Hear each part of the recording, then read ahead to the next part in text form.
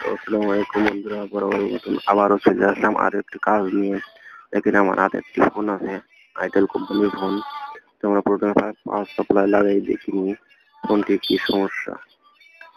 পাওয়ার সাপ্লাইটা লাগাইছি, এখন power button press করে দেখি মিটারে কোনো সেন্স নেই, কোনো কারেন্ট টানছে না।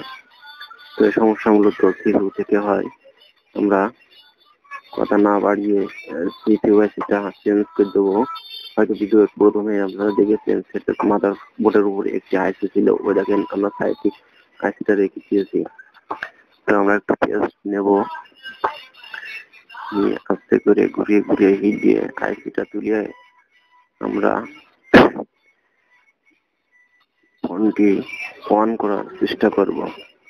তো ফোনটি আগে থেকে খুলে রাখা ছিল, এক টেকনিশিয়ান ভাই আমার কাছে পাঠিয়েছে ফোনটি।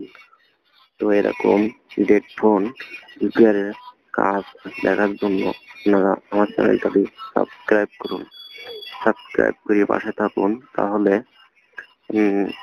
ছোট মানে যে ডেড ফোন গুলো আছে, প্রতিটা ডেড ফোনের ভিডিও আমরা দেব। তো আপনারা তাতে কিছু না কিছু উপকৃত হবেন।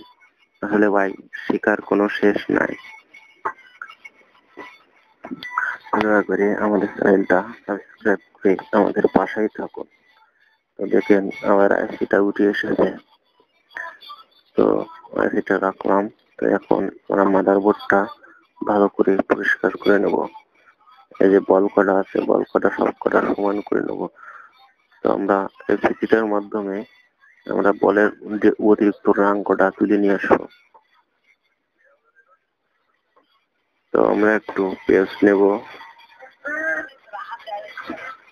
তো দেখেন এইভাবে আস্তে করে ঘষা দিয়ে মাদারবোর্ডটা আমরা পুরোপুরি কমপ্লিট করে নেব। তারপরে আমরা ওখানে আরেকটি আইসি লাগিয়ে দেবো। যেহেতু এটা আইটেল ফোন, এতে আমাদের কোনো বাড়তি ফিচার দেওয়ার প্রয়োজন হবে না। সাইডে ফিলার আইসি আছে, আপনারা দেখতেই পাচ্ছেন ব্যাটারি কানেক্টেড এর গোড়ায়। তো দেখতে থাকেন ধৈর্য ধরে, ভিডিওটা স্কিপ না করে ফুল দেখেন। যদি স্কিপ করে দেখেন তাহলে কিছুই বুঝতে পারবেন না। তো আমরা একটু পরিষ্কার করে নিয়ে হাত দিয়ে দেখবো কোনো বল সাউস আছে কিনা। হাত দিলেই বোঝা যায়, যদি সাউস থাকে তাহলে দেখেন যেটা আমরা এখন লাগাবো। তো আমরা এটা অন্য একটি ফোন থেকে তুলে রিভলিং করে রেখেছি। দেখেন আমার বল বল করা সব করা ঠিকই আছে, একটু ভালো করে দেখেন। তো এখন আমরা এটা আইসির দাগ সোজা করে লাগিয়ে দেবো, মাদারবোর্ড দেখে ভালো করে দেখে লাগিয়ে দেবো। তো আমরা একটু সময় নিয়ে আইসিটা সঠিকভাবে লাগানোর চেষ্টা করব। তো এরকম টুইজারের আগা দিয়ে ভালো করে আইসিটি বসিয়ে নেব।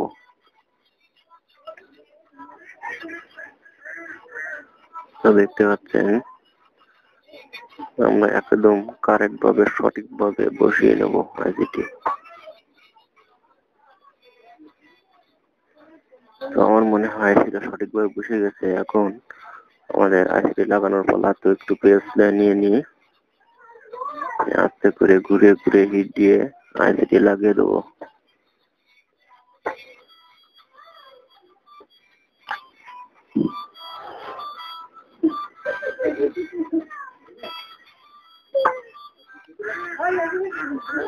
দেখেন আইসিটি লাগানো হয়ে গেছে। আমরা আস্তে করে একটু ধাক্কা দিয়ে দেখবো আইসিটি লেগেছে কি, তারপরে আমরা কাজটি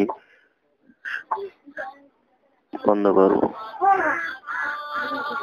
আইসিটি নরম হয়ে গেছে, আর মনে হয় আইসিটি লেগে গেছে, আর হিট দেওয়ার প্রয়োজন হবে না।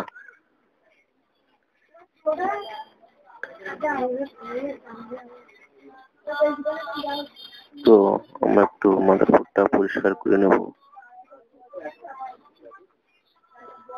তো এখন অনেকটাই গরম হচ্ছে, যে কারণে গিজা গিজা হয়ে যাচ্ছে।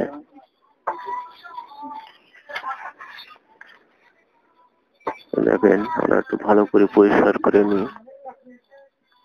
আসলে পরিষ্কার করে রাখাই ভালো, পরিষ্কার করলে ফোনটি ছোট থাকে না, হ্যাং হয় না। এই দেখেন সে পুরোনো আইসিটা আমরা খুলে রেখেছি। তো ধৈর্য ধরে আমাদের সাথে থাকুন। দেখেন আইটেল it5320 মডেলের ফোন এটা। তো এখনো মাদারবোর্ডটা অনেকটা গরম আছে, তো আমরা একটু চেক করে দেখি পাওয়ার সাপ্লাই দিয়ে যে ফোনটি রান হয় কিনা। তো আমরা দেখতে পাচ্ছি আগে কোনো সেন্স ছিল না, এখন দেখা যাচ্ছে অটোমেটিক 2 উঠে বসে আছে। তো দেখেন পাওয়ার বাটন চাপতেছি, তারপরেও কিন্তু 2 চাপছে না। তো আমরা আরেকটু ভালো করে চেষ্টা করে দেখি।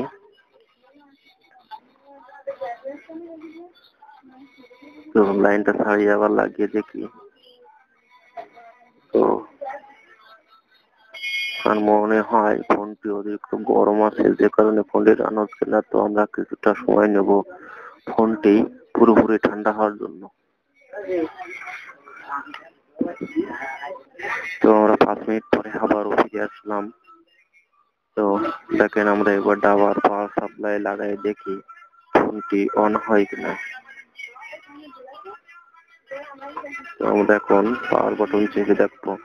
দেখেন পাওয়ার সাপ্লাই 4 পর্যন্ত 2 3 4 এরকম খেলছে। আর মনে হয় ফোনটি অন হবে। দেখেন আলহামদুলিল্লাহ ফোনটি অন হয়েছে। তো আগের বার অন হচ্ছিল না, অতিরিক্ত গরম ছিল আইসি, যে কারণে।